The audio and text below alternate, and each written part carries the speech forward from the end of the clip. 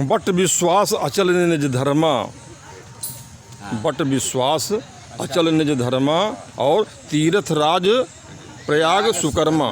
तीर्थ राज नहीं, तीर्थ राज एक और लाइन है, तीर्थ राज समाज सुकर्मा। एक बार फिर जो है कि बट विश्वास अचल निज धर्मा, हाँ, और तीर्थ राज समाज सुकर्मा। ऐसे बट वृक्ष के नीचे मौजूद विश्वास से लबरेज आप सभी सत्संग प्रेमियों को मेरा सादर प्रणाम। पांडे जी खुश हो गए जी। साथियों, आज रानी लक्ष्मीबाई का बलिदान दिवस है। आज ही के दिन 1800, जो चूक गया सो चूक गया, आज ही के दिन सन 1858 में ग्वालियर में जो है उन्होंने अपने जीवन का बलिदान किया था। तो आइए प्रयागराज की धरती पर जन्मी सुभद्रा कुमारी चौहान की 4 पंक्तियों से हम सभी मिलकर के उनको श्रद्धा सुमन अपने अर्पित करते हैं।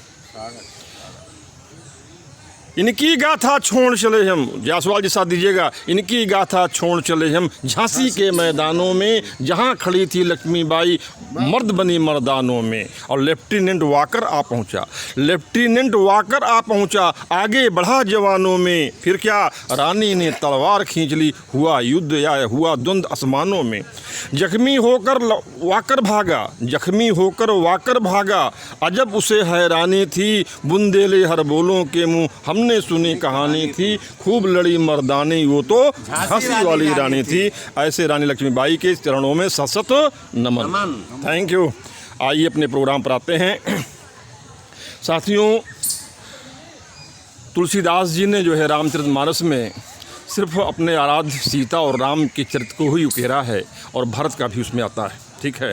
लेकिन लक्ष्मण की पत्नी उर्मिला का उसमें नामो निशान नहीं, सिर्फ शादी के प्रसंग को छोड़ करके जो है। लेकिन उनके चरित्र को उकेरा है जो है तो मैथिली शरण गुप्त ने उकेरा है। कहाँ किया है? साकेत के 9वें सर्ग में। आइए जो है उनके चरित्र का जो है यहाँ पर वर्णन करते हैं। साथियों, उर्मिला जो है वो महलों में रहकर भी सन्यासिनी के रूप में रहीं। वो एक अच्छी पत्नी, एक अच्छी बहन, एक अच्छी संस्कारी बहू एवं उत्कृष्ट चरित्र की सहनायिका थी।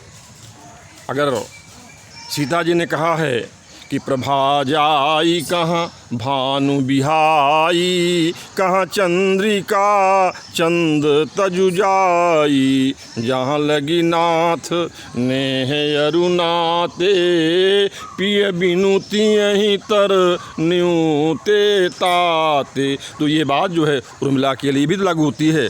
उर्मिला भी तो अपने पति के साथ जा सकती थी, लेकिन नहीं, वो जो एक तपस्विनी, एक सन्यासिनी का जीवन जो है अयोध्या में रहकर, अयोध्या के महलों में रहकर जीती हैं। लेकिन मन में तो आता ही है, मन में तो आता ही है। तो उसी चीज़ को, उनके मनोभावों को उकेरा है हमारे मैथिली शरण गुप्त ने साकेत महाकाव्य में। तो आइए सुनते हैं।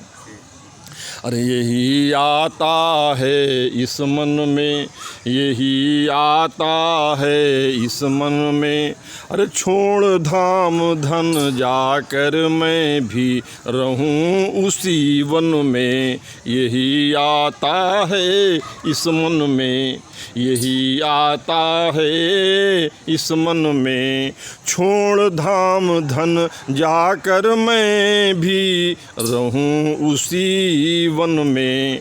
अरे प्रिय के व्रत में विघ्न न डालूं, प्रिय के व्रत में, कितना ऊंचा विचार है, प्रिय के व्रत में विघ्न न डालूं, रहूं निकट भी दूर।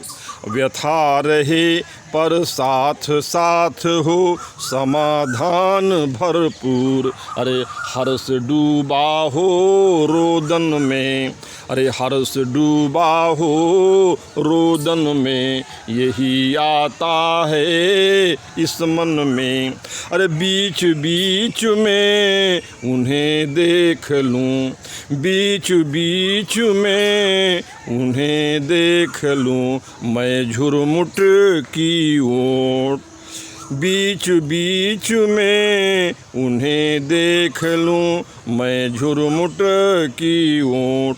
जब वे निकल जाएं तब लौटूं उसी धूल में लोट। रहें रत वे निज साधन में, रहें रत वे निज साधन में, यही आता है इस मन में। अरे जाति जाति, आखिरी लाइनें बहुत इंपॉर्टेंट है कि जाति जाति गाती गाती कह जाऊं यह बात। अरे जाति जाति गाती गाती अरे कह जाऊं यह बात। धन के पीछे जन जगती में उचित नहीं उत्पात, प्रेम की जय हो जीवन में। आज धन संपत्ति के लिए भाई भाई का कत्ल कर दे रहा है, बेटा बाप का कर दे रहा है, बाप बेटा का कर दे रहा है। हाँ, कितना जो है वो पूरे संसार में जो है ये ऊहापोह की स्थिति बनी हुई है। तो ऐसे सभी लोगों के लिए ये उर्मिला की आखिरी दो पंक्तियाँ जो हैं वो निश्चित रूप से जो है वो ग्रहणीय हैं। क्या कि जाति जाति अरे गाती गाती कह जाऊं यह बात। धन के पीछे जन जगती में उचित नहीं उत्पात, अरे प्रेम की जय हो जीवन में, यही आता है इस मन में, यही आता है इस मन में। अरे छोड़ धाम धन जाकर मैं भी रहूं उसी वन में, यही आता है इस मन में। धन्यवाद साथियों जी। मैं AK मिश्रा, खुसरो प्रयागराज, आप सभी समित्रों को भी मेरा सादर प्रणाम। थैंक यू, धन्यवाद।